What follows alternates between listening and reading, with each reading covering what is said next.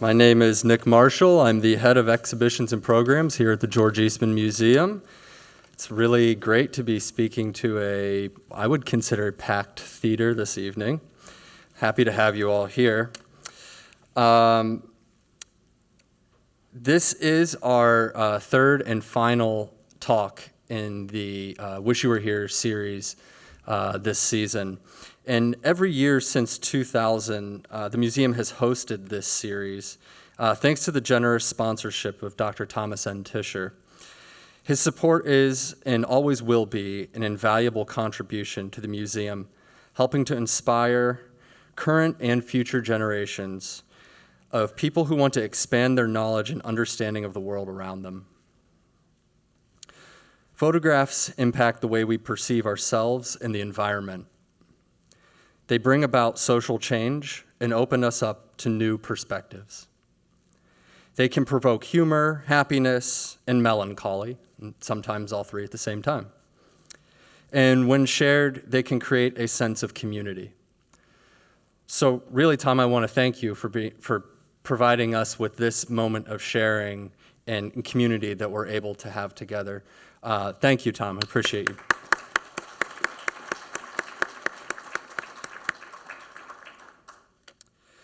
And tonight we're excited to have Eric Kunsman provide a glimpse into his practice as an image maker and find out a little bit about how social components and collaboration have become a critical aspect to his work.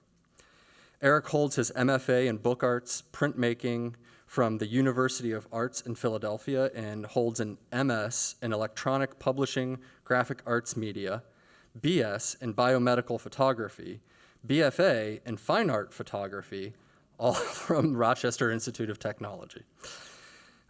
Yes, that's a lot of stuff, a lot of school.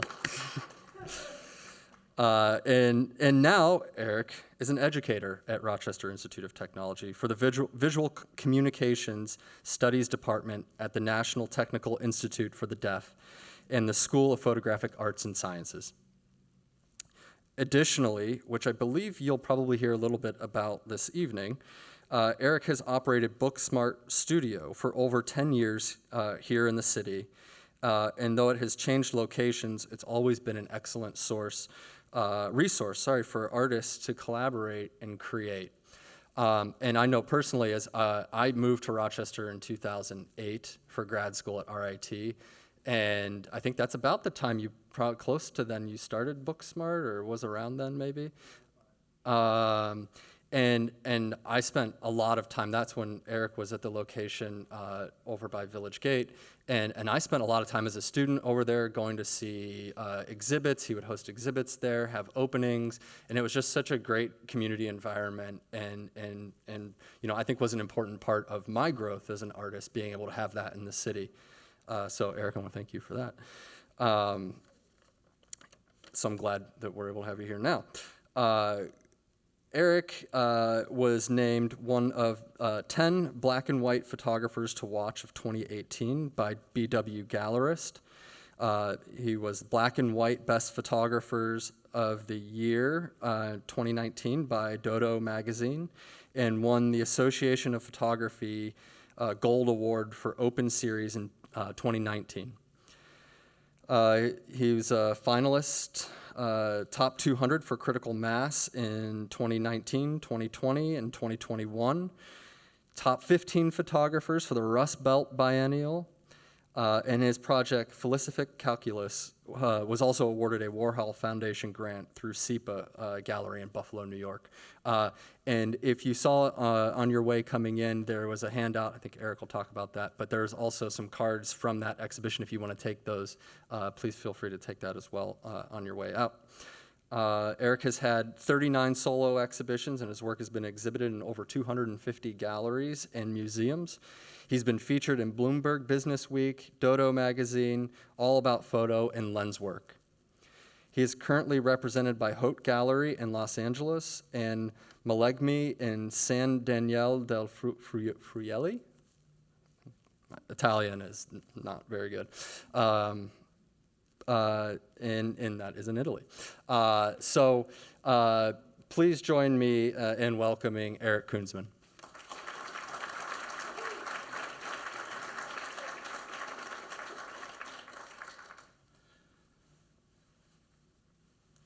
So first I want to take a moment to thank Nick Marshall, the George Eastman staff, and Dr. Tischer for this event. I've attended many in the past. It's an honor to be here. Secretly, it's kind of a dream come true, or at least something on my bucket list, I can say now. So what I want to do is initially just talk about brief introductions to what led me to the payphone work that I've been doing. And one of my mottos, obviously, is everything looks worse in black and white, because almost all my photographs are black and white. So by growing up in Bethlehem, Pennsylvania, one that really gave me the foundation for what I do with my photography. Being introduced to Walker Evans and watching the steel die. And as the steel died, photojournalists were descending on Bethlehem, Pennsylvania. And that's what I got experienced to. And when I was growing up, I thought Bethlehem, Pennsylvania was Bethlehem from the Bible. You know, when you're growing up a little kid. And then it was a shock why the North Star was on the south side. So my whole world was turned upside down when I was about 9, and I realized things were off. But really going through Bethlehem, I grew up the son of a roofer. That's what I had to do for my childhood. So I learned how to work by living in Bethlehem. But again, exposure to Walker Evans' work really helped serve that foundation of history and photography. When I was in high school, the only good subjects I was actually passing most likely was history and art and photography. But just kind of showing you. So then I moved to Rochester in 1995, and we all know what happened to Kodak. So you can blame me for the problem, because it seems wherever I live, I kill off industry, or whatever the blue-collar work is. So that's where it's kind of interesting being here tonight for that also. But before I came to RIT, I was able to study with Lou Draper for 1 year. And Lou really shaped the person I am, the photographer I am, and really the educator. He really taught me about how to be a human. That was the one thing, about making sure we're looking around, observing everything around us, and securing that moment for ourselves. So I want to just take a moment. One of my privileges, he passed away in 2001. And what happened was I wound up taking the photo program, being the coordinator at Mercer County Community College after he had passed away. And when I moved back, started Booksmart Studio 2005 here in Rochester, I was able to publish a book that the community college raised the funds to produce, to just get it out to different museums. He's here in the Eastman House collection. So some of the things that were pretty informative or formative for me, the Southwest Photo Workshop in 1999. I do not know where any of my photographs are from when I got the BFA that you all heard about and the BS. It wasn't until the Southwest Photo Workshop, and these are the only photographs that I remember from my education at RIT or ever show at this point. And after the Southwest Workshop, I was invited by the Dubois, who are here tonight, to actually work on the Big Shot as one of the camera operators. Today, myself and Dan Hughes, we're the co-coordinators of the Big Shot, and we get to tour all around. But again, another learning experience that really helped one of my next bodies of work that you'll see with painting with light. The second time I went on the Southwest Photo Workshop, it was no longer about the landscape, but it became about the people throughout the Southwest. It was when the Los Alamos fires were happening. This was a photo shoot. I think there was 14 firefighters. Don Dubois was with me. And we had 20 minutes to photograph all of them. And it was basically a marathon in 20 minutes.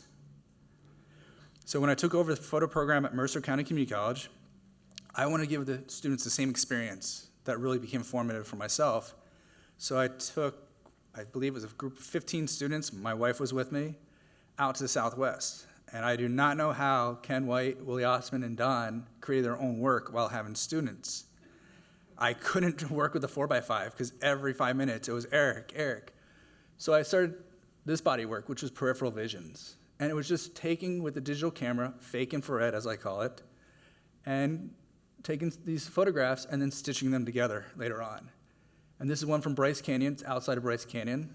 For those of you that know me well, you know my son's name is Bryce, so you can say this is where his name came from.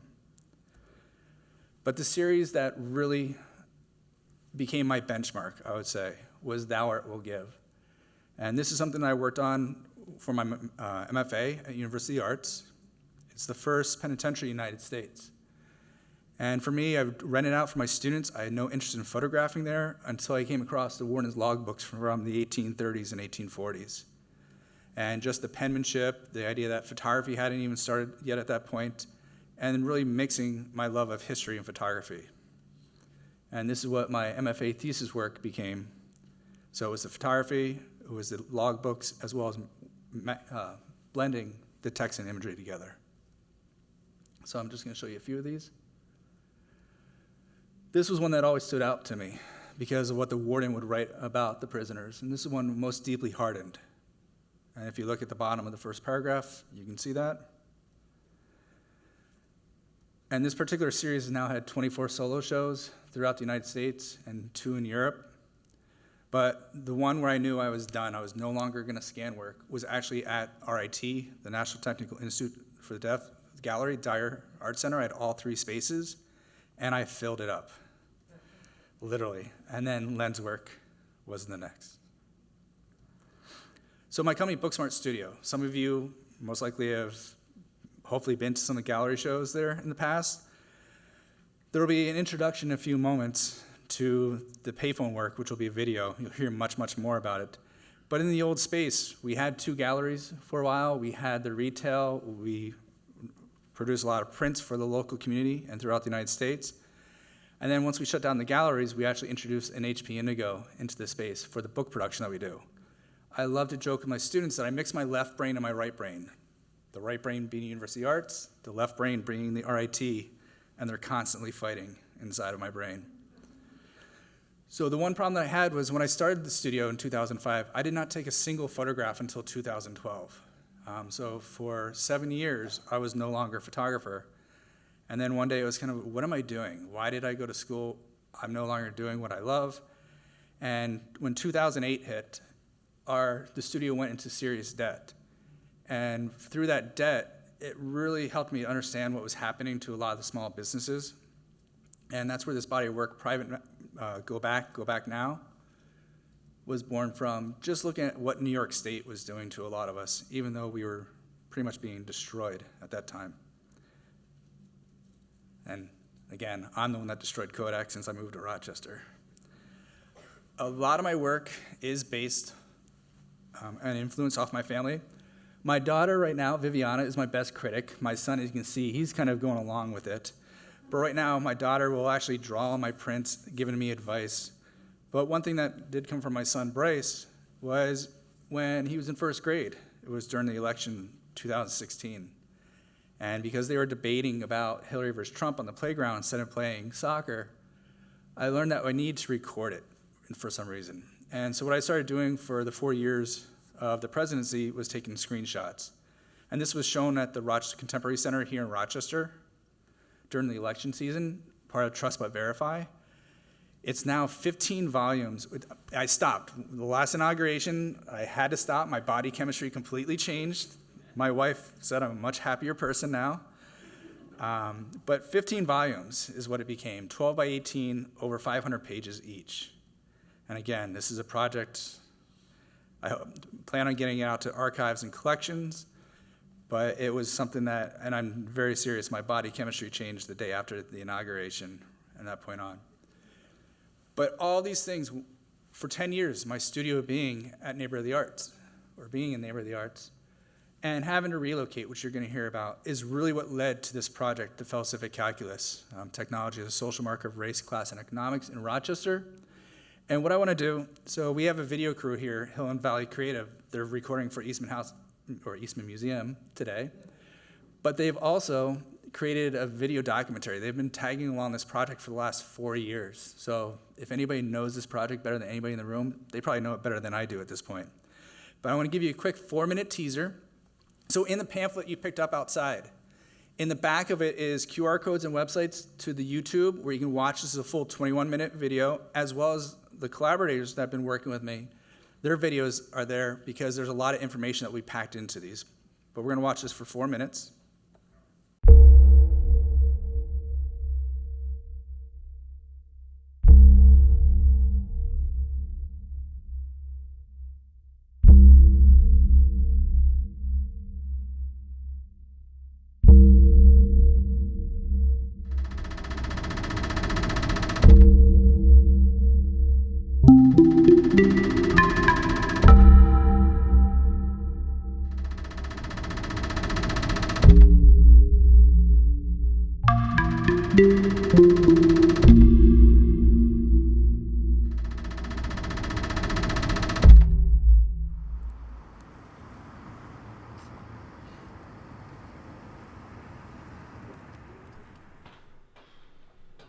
In 2017, I relocated to a different part of Rochester, New York with my studio. My company's called Booksmart Studio.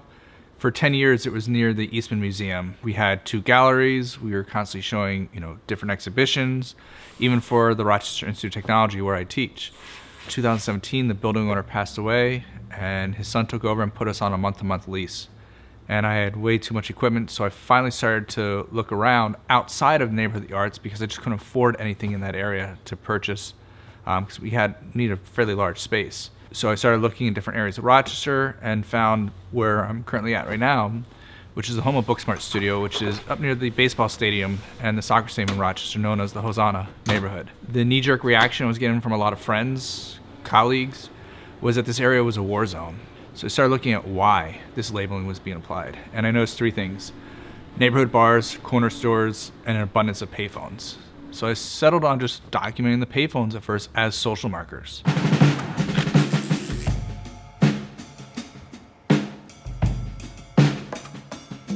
I get something to eat afterwards, but if it's okay if I take a picture of your payphone? So we're taking a picture of just the payphone. Are you okay with it? I was just gonna take a picture of your payphone. I know it sounds a little bit weird. Yeah, that's weird. I'm documenting all of them in Monroe County, that's all. Oh, okay.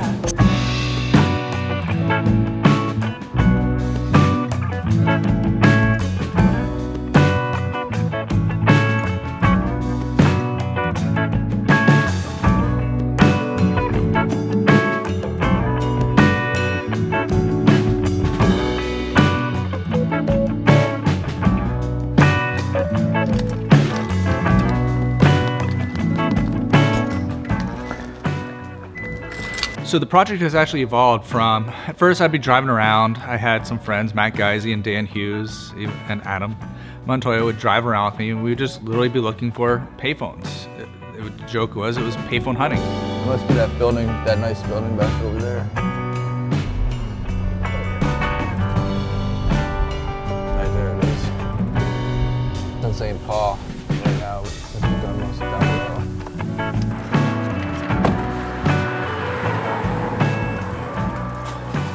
Within 6 square blocks, it was pretty easy because there's about 45 around my studio. But then it grew to be more about the city, so we started driving to different areas to photograph. Never actually been. Just go in and scout it out first. I'll be right back out. Is it okay if I take a picture of the payphone? Okay, I have a guy videotaping me too, and then we're gonna eat afterwards. There you go. Oh, he's documenting me, yeah. But One technology to another. Exactly.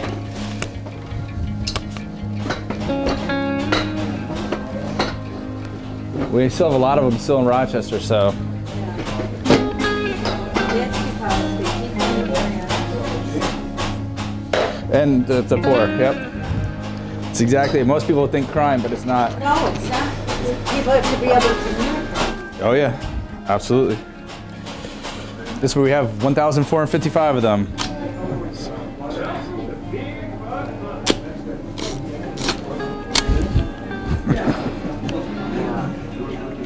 Two kinds of shooting.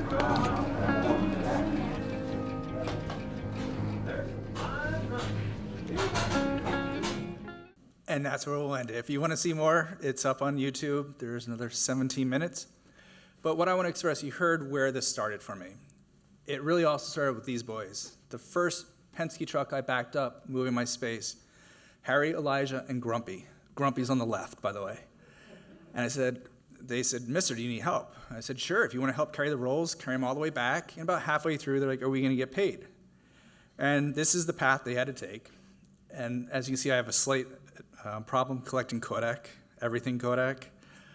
But halfway through, they asked if we're going to get paid, and I said, "I don't have any money." They're like, "Well, what do you have, mister?" And I went through, and there was coffee cups from the previous owner, and they said, "Can we pick which one we want?" I said, "Absolutely. But Grumpy, you need to let me know what your name is." He goes, "It's Grumpy." I go, "No, your real name." He goes, "Look, mister, when I was 1, my mother took a lollipop from me. I've been Grumpy ever since." I'm like, "All right." Nice to meet you, Grumpy. And he's the only boy of those 2 that is no longer in the neighborhood where I live. But this is currently Booksmart Studio now, and I'm spoiled with what I can do. And you heard, when I first started the project, I started just driving around the neighborhood. It was about 6 square blocks that I was driving around looking for these payphones, just trying to figure out why everybody was labeling this area. When I experienced these boys that came over, it's just like you saw in the 50s and 60s in movies, people coming over greeting me as I'm moving in. You know, the gentleman who lives across the street, Roberto, I mean, he's like the mayor of that part of the city. Everybody knows Roberto, he's repairing everybody's cars, but it's one of those things that we constantly, it's much, much more of community in regards to that, and it's completely mixed. Right now, we can tell you it's 30% black, 30% white, 30% Latino, and there's about another 10% which is Asian. So it really is a complete mix, but everybody is taking care of the community in that neighborhood. When I go outside at night, or during the day and at night, it's very, very quiet. It's not what we see on the news. And these are some early examples. These are the first photographs that I took. This is one that's been shown quite a bit. And what happened was Matt Geisey helped me by Contact Frontier, and they gave me the list of where all the payphones are located. But these that I'm showing you right now are all within that neighborhood, even on the corners of the streets in the neighborhood. This was my ode to Walker Evans when I first started it. This is the corner store that I visit anytime I need my Dr. Pepper fix, which many of you know what that's about. So these are just showing you some of the examples of the early work. And once I started to have those previous images, I didn't know what it was. And I was supposed to have the exhibition at SEPA. They were going to show the penitentiary work. They came for a site visit, and he's like, we no longer want to show that work. We want to show this. I'm like, this is 3 months old. I don't even know what it is. He goes, there's something here. It's going to be something. So we want to show you. We'll give you 3 years. Well, that got postponed for COVID reasons, so it gave me an extra year to do some work. But this is where you can start to see. As I've been going around photographing these payphones, there's many locations where I will revisit or see something that changes in that location. And I'm able to watch those environments change around it. One of the biggest things about this body of work, carrying around the Hasselblad with me, I've been able to talk to so many people on the streets. With that in mind, anytime somebody comes out aggressive and I have the camera with me, they're like, what are you doing? And I say, I'm taking a picture of a payphone. It instantly changes their reaction, and I can have a conversation. I've had conversations with people from every walk of life that's in Rochester, and some really, really cool conversations, and I've learned so much from the community because of that. The entire series is on Kodak film. Without Kodak, this city would not be what it is today. You can think that positively or negative, but it just would not be Rochester without Kodak. If you think about all the different corporations that have branched out of Kodak. And that's why I have to shoot it on Kodak film. What a lot of people don't realize is it is all on color film, which I scan and convert because I'm a geek and I have a lot more control of doing so. I think those of you laughing know me a little too well. So that's the payphones, and the approach to the project is watching them change year after year. This set of payphones by Busy Bee also really changed the dynamic of the project, because this bank of 2 I've seen used the most. And that's where at first I was looking at them as social markers. And then what it became was looking at the payphones and why are people still using them? This is 2017. And that's where I needed to learn more for myself. But without these, I would never have thought of the idea of trying to record the individual stories that are still using the payphones. When it was installed at SEPA Gallery, one of the parts of my project or the exhibitions is having payphones there that you can pick up, dial a number, and hear the story of those people that are still using the payphones. The use of black and white, for me, allows me to break down some of the barriers where you start instantly labeling different areas of the city as to the economic status. And that's one of the things that can get hidden a little bit more. But there are plenty of hints, but it makes you have to look at the images that much deeper to try to pull out that information for yourself. So I've photographed 900 of the 1,455 payphones. I'm going to show you all 900 tonight. I'm just kidding. I promised, Nick said, you know, normally there's not enough visuals. I'm like, I promise you there will be way too many visuals for tonight. But one of the things was when I started seeing that individuals were still using them. I wanted more information. This was my first attempt at mapping. I knew I needed help. So Michael Reardon had introduced me to Rebecca Walker, who you're going to see a video from in a few moments. But I'll explain what I want to do is take the location of the payphones and demonstrate the census information and overlap that information so we can show the viewers much more, but also make them have to interact with the maps. Otherwise, it just becomes another element on the wall that nobody wants to pay attention to. So here's Rebecca's introduction. Hello, I'm Rebecca Walker, the Digital Humanities and Social Sciences Librarian at RIT Libraries. I work on the Felicific Calculus project as a collaborator who developed maps and visuals using the payphone and added contextual demographic data. My role as a digital humanities librarian means that I work with faculty, staff, and students at RIT to develop digital projects, be they in the classroom, for personal research, or engaged with the community. My role is to work with the faculty or students to provide structure, resources, and to help answer questions related to data handling, methods, and technologies. I was connected to Eric and this project in spring 2021. Eric and I discussed his plans and the upcoming exhibition in Buffalo and what we could do together to enhance the story being told by his photographs. We talked about the data that he had, being payphone locations from Frontier, and what we could bring in from other sources like the US Census Bureau to ask questions of that data. Like what else is happening in these zip codes, and what can we see from where the payphones are located? In the end, we built two forms of accompanying visuals, maps and charts. All of these supplemental visuals focus on demographics of the community, including housing, income, and race. We started with the data from Frontier, which included the 1,455 payphones in Monroe County.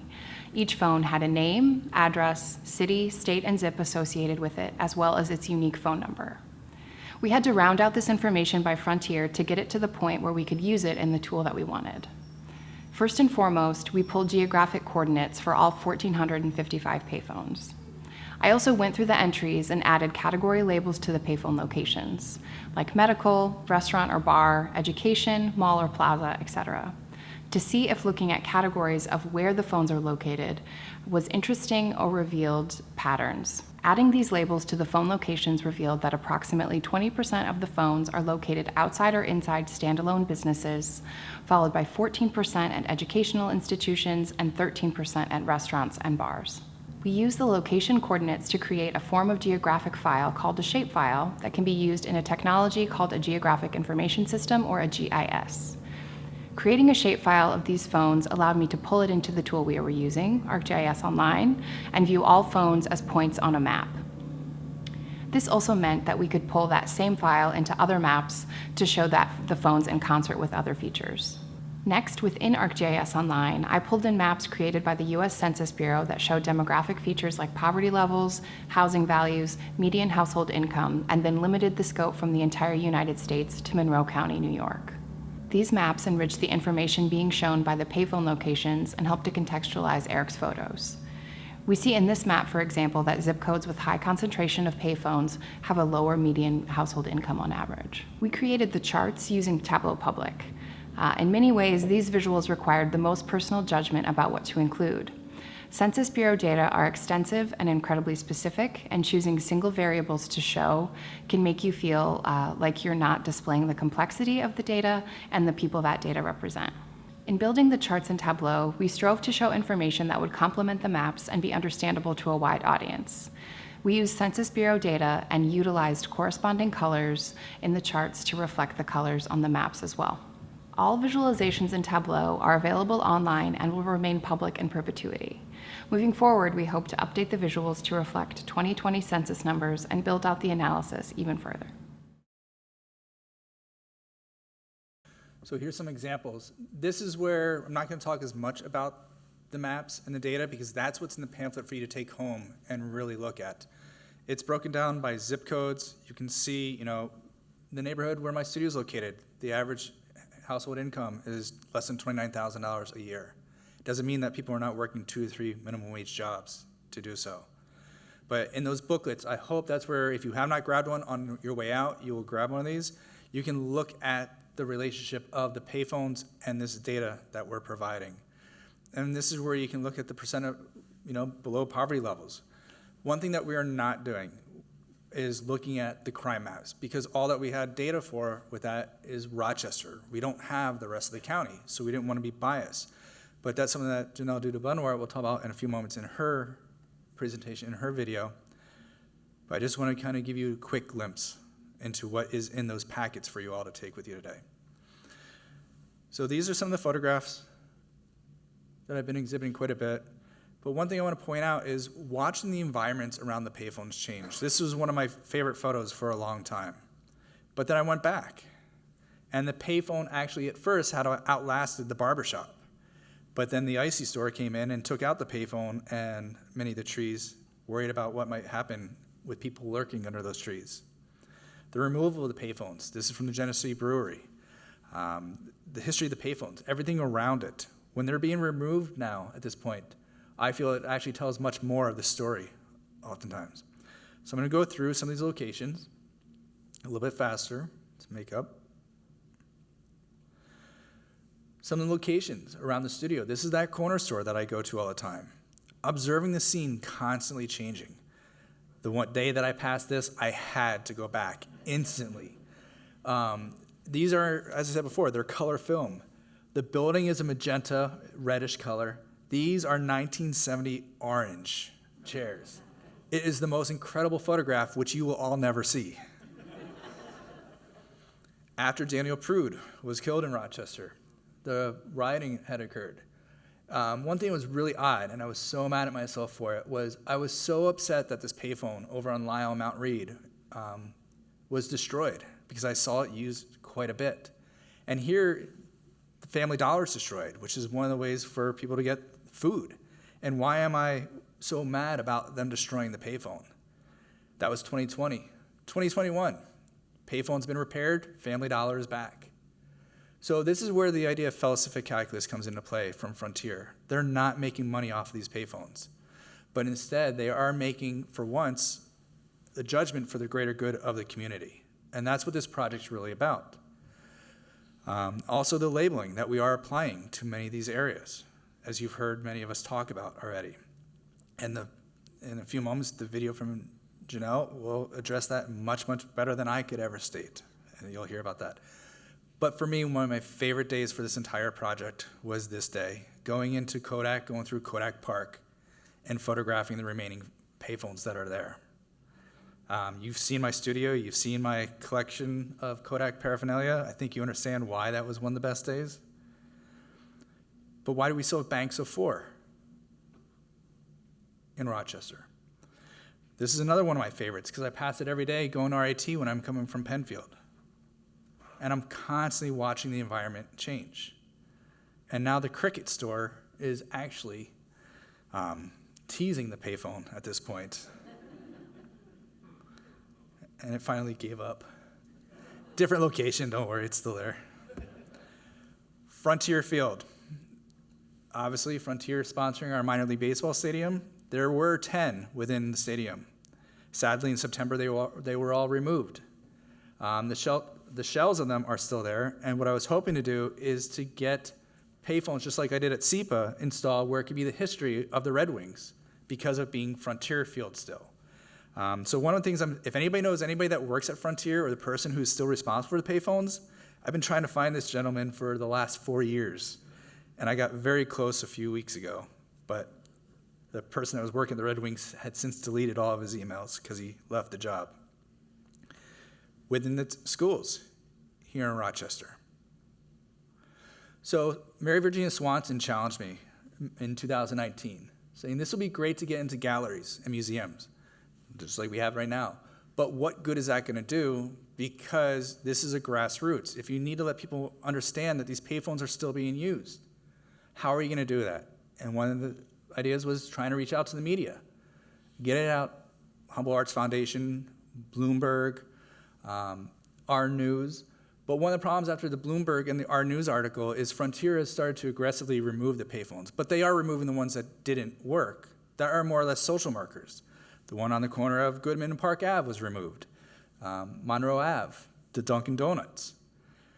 So one of the things in the future I plan on trying to do is add a fence installation throughout Rochester. And the reason is addressing people to a project-dedicated website where we are having the maps interactive and the data, which is simply rochesterpayphones.com.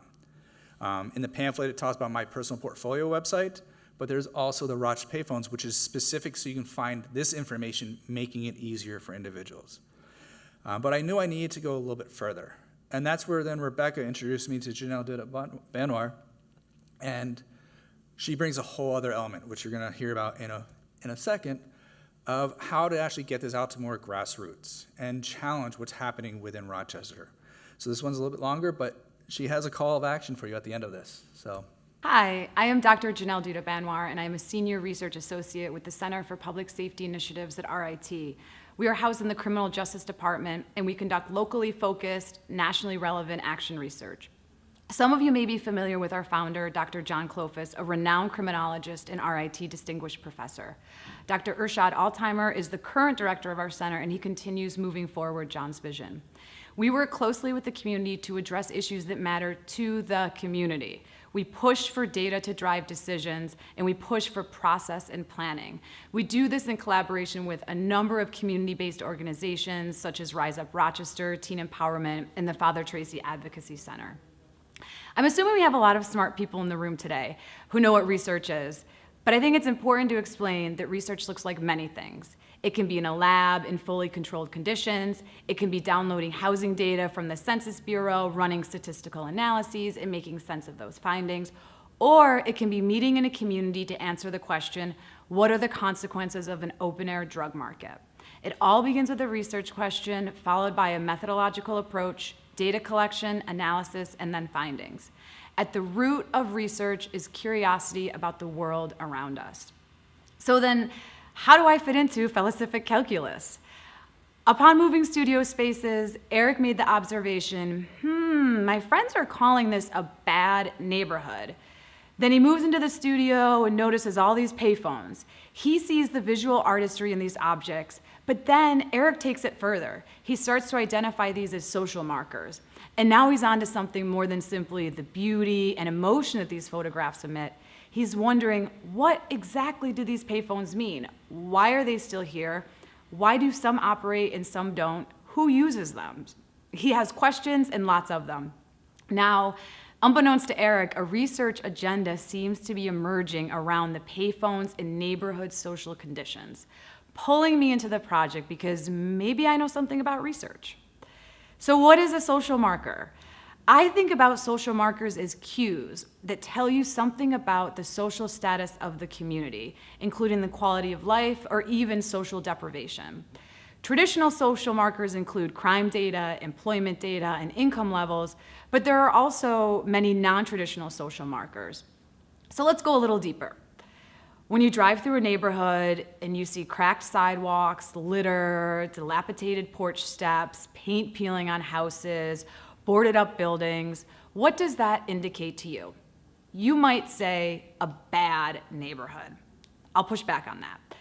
When you drive through a neighborhood with wide, maintained sidewalks, planters with vibrant flowers, big houses with new siding, new windows, long driveways, manicured yards, what does that indicate to you? A good neighborhood, perhaps? Why are we using the terms good versus bad? Is this an accurate dichotomy? Notice that I didn't even describe any people so far, just the environment, yet we are talking about people. Essentially, good people are people who have money, access to more opportunity, and live in neighborhoods that have been invested in by their local government. And bad people are poor and live in neighborhoods with significant government divestment. So then why is righteousness associated with opportunity? How is an entire neighborhood righteous? Is that even possible? I imagine that many of you live in the good neighborhoods. Have you ever experienced bad behavior in these good neighborhoods? I certainly have. What about these so-called bad neighborhoods? Have you ever experienced good behavior in these neighborhoods? Of course you have. See, when we associate poverty with morality, it puts the entire burden on the individual and omits everything that we know about poverty, like how social mobility is entwined with where you were born. You don't even have control over that. how concentrated poverty overlaps race in disturbing ways. So now race is in the mix. And the overlap between poverty and the criminal justice system entanglement, which leads to even more poverty. Notice that these don't have to do with individual traits or personalities, but these are social constructs that impact opportunity. So let's take my not so unique abstract thoughts and bring them into focus on the local level. I've been studying the local heroin market for more than 4 years. On the screen is a density map which shows the concentration of drug overdoses across Monroe County. These are fatal and non-fatal overdoses known to law enforcement, so someone called 911. In 2018, the peak year for overdoses, both locally and nationally, there were more than 1,100 overdoses across Monroe County. As you can see, these overdoses are concentrated where? This neighborhood along North Clinton Ave between Upper Falls and Avenue D, where you see the red spot. Bad people doing bad things, using drugs, in a bad neighborhood, right? It fits the narrative. But let's unpack this data. Who exactly is overdosing? Who are the customers? Across the county, 75% of the overdose victims are white, majority male. Okay, this tracks. 70% of the county population is white, non-Hispanic, but still there's an overrepresentation of males overdosing. Now let's look just at the city of Rochester. 66% of the overdose victims in Rochester are white, non-Hispanic, but only 36% of the Rochester population is white, non-Hispanic. Now, let's look at this location that has the highest concentration of overdoses across the entire county. 50% of the overdose victims in 2018 were white, non-Hispanic, while only 3% of the neighborhood residents are white, non-Hispanic. So the people who are overdosing overwhelmingly do not live in these neighborhoods where they are overdosing. So what is the point? People who live in the neighborhood are dealing with the consequences of our nation's opioid problem, even though, on the majority, these residents did not contribute to the opioid problem. So then why is it happening here? We're back to the bad neighborhood. So how bad are these residents really? I'm sure there is still a way to blame them. Surely they could have done something to stop this from happening, right? So what did happen when residents tried to push back against the drug market? I conducted interviews and focus groups with residents to find out. Have you ever had to deal with people selling drugs on the corner of your street?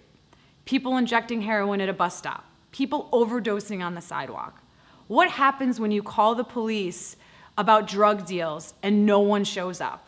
What happens when you show up to city council meetings and nothing changes?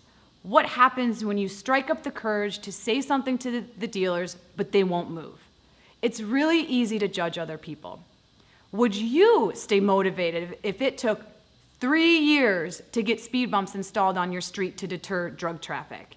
If it took 4 years to demolish an abandoned property that's a known drug house? If you sat in meetings with the police, and in those meetings, they talked about observing drug sales on camera, yet no arrests were made. If it took 3 years to build a small fence around a dumpster to deter drug dealers and open drug use, and the fence still isn't complete. These social markers, including the payphones, indicate a neglected neighborhood, and this reputation persists in spite of all the efforts of the residents. We reduce all of their pain, sweat, and tears to, that's a bad neighborhood, solely blaming the people. What about the role of government and powerful institutions, including the influence that the arts can have? So what can you do? Visit these neighborhoods by getting some of the best Puerto Rican food around, check out the various wall therapy murals in the neighborhood, visit La Marqueta at International Plaza in the warm months. Do something instead of diminishing and oversimplifying the issue to being a bad neighborhood. The problem is not the people who are trying to thrive. So you see why I'm working with these two individuals, right? I am learning so much from them, and we are in our infancy. We have only been working together about 6 months and meet maybe every other week, and there's much, much more that we will be doing coming in the future. And also tonight with the book signing, both Rebecca and Janelle will be there if you have any questions for them. But what I want to do is I want to walk you through the areas that Janelle just talked about. Goodman Street. I don't know how Nick Tahoe's got in here, but there it is. Figure we had to throw a little Rochester in there. But North Clinton, this is directly dead set in the open air heroin market. The abandoned property she's talking about is on the other catty corner to the parking lot. But what I want to do is go through some of these photos. Would you know that this is Avenue D? Joseph Avenue. And I said before, having the camera, it does enable me to break down some of those barriers and talking about what I'm doing with the payphone. But that judgment of what areas are good or bad. My old studio at the Anderson Arts Building, which is right near Good Luck, which many of you might frequent, was broken into 3 times in 9 months. The same crew was getting me over and over and over. And knock on wood, my new studio has not had a single break-in. But there's that labeling that has been applied to the area where I used to be as being the safe neighborhood. So we're going to go through some of these fairly quick. Hamlin Beach State Park. Why is it there? How many of you have ever been to Hamlin Beach? Anybody have a cell phone signal there when you were there? Muir Woods in California, some of the other locations I've been to. So why are they being maintained for these areas? Why are they being maintained in certain areas in Rochester compared to others? And this is one of the reasons why I make sure if there are individuals, you cannot detect or understand what race they are, because I'm not allowing you as the viewer of my photographs to apply those labels. Here's that 2 kinds of shooting photograph. This is the end result of that one at good old Campy's.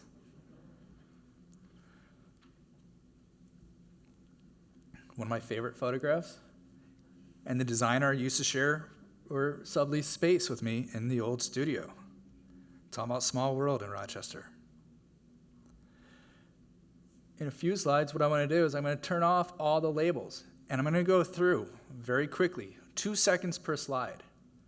And I want you to think about what environment you believe it's located. Here we go.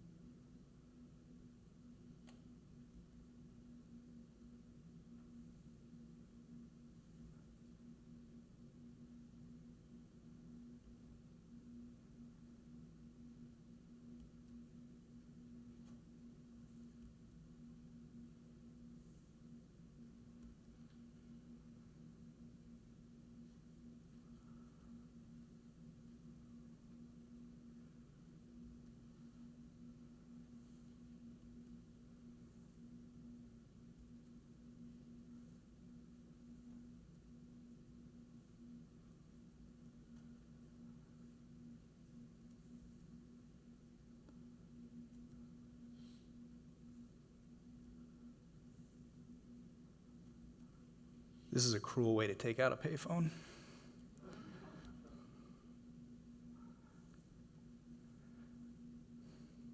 But the last 40 photographs I've shown you are all the suburbs of Rochester. But how would you know that once the label's been removed? What's going to happen as these stores disappear, like Sears, and many of the payphones that do serve as a lifeline, let alone social marker, here in Rochester? Will they just become graffiti art in the McDonald's in Henrietta by RAT? So are you willing to be the change to Rochester?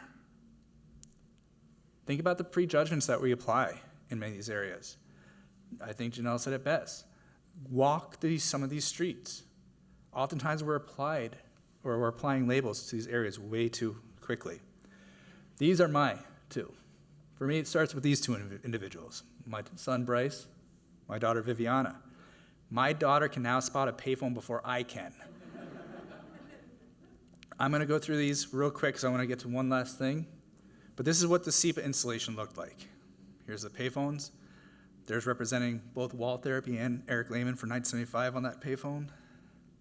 It's in the crowd. Because it was good old COVID, we used we used phone books to put the hand sanitizer and disinfectant on it. Had to adapt. But for me, what was really important besides the photographs was the phones for the audio as well as the maps. You had to engage with these maps because the key is blacked out. I joke with my students, everybody has ADD or ADHD. By forcing you to interact with that map, it forced you to have to look at the data. Another proud part of this was the Buffalo payphoneography, which was what we did was we invited the community to go out and photograph their payphones. And we installed those, and then all their photographs. And then we mapped them to look at the census data with Buffalo. Also, a gentleman from Los Angeles, Screwy Blooms. There's a whole Instagram community that I belong to that's all about payphones. It's odd, for sure. But Screwy Blooms is the oddest of them all. And he loves to make just artwork out of empty cell phone booths. And this is the Buffalo payphoneography. And whenever I exhibit this, I want to go into communities and work with the curators and talk about what social markers are in that community and invite them to go in and create the same type of event where it becomes about community participation. Otherwise, it just becomes a documentation on Rochester. When Magna was in Rochester a few years ago, Booksmart was responsible for printing all of their work. And there was a lot of throwback as to, what's it saying about Rochester? And the reason why I'm hurrying a little bit is what I want to show is that I have a side project which is called Lifelines throughout the United States. We are not the only community where we still have payphones. Point Reyes Station, Muir Woods. I'm going to tell you a quick story. We were on the bus going to Muir Woods. My daughter was 5 at the time. It was right as COVID starting. My daughter yells out payphone. If you could see all the adults turn around and look at her like, what is she doing? She's normally pretty good, doesn't walk away from us, but she gets off in her Sunday dress, skips to it, picks it up, and says it works. Now all the adults are looking for the candid camera at this point. Then she saw somebody come use it. She goes, what's he doing? I'm like, he's making a call. No, I know that. Why is he holding his cell phone in his hand? He doesn't remember the number he's calling. And, well, I would. And the gentleman says, well, I don't, so there. And we walk away. New Orleans, after Katrina, the only means for communication, payphones. So if we start to remove these, what happens? Tucson. I do not show individuals in my phones out in public. But these two individuals came over and told me a story that these payphones had been removed 2 weeks ago because 4 weeks prior to that, they had built this homeless encampment at this spot, this abandoned strip mall area. So by denying them the access to communication, they thought that would take away the homeless encampment. Again, luckily with my exhibitions and portfolio reviews, whenever I travel, I go payphone hunting. It's also now I have a network of individuals throughout the country that send me texts whenever they find a payphone and tell me where it's at. It's become a pretty big addiction, unfortunately, let alone the Instagram community that's out there. And one thing that we're all doing is we're all doing things differently within that Instagram community. And we're forcing a group or forming a group that will start to push this forward. My wife doesn't know this, so I'm about to get in trouble, but I actually own an actual Superman payphone booth that's out in LA at the LA payphone photographer's house, and his wife loves the fact that it's in their backyard too. So it's only been a year, hun, but the studio paid for it. Joplin, Missouri, when I was out at the University of Pittsburgh. Nick, do you think I showed enough slides? Enough imagery? Visiting my hometown. And one thing that was really odd for me when I was in Buffalo, I started seeing them in color. So I guess everything doesn't always look better in black and white. My last statement that I want to share with you is 2 weeks ago, the UK decided to save their payphones. The reason why they decided to save it is for emergencies. So the UK is ahead of us. So one of my goals, my missions now, this has become activism in some way, is to bring this not-for-profit Futel into Rochester, which offers free payphones, which would be voice over IP. And with that, this is how you can get involved locally. This is also in the back of the pamphlet, but thank you for your time.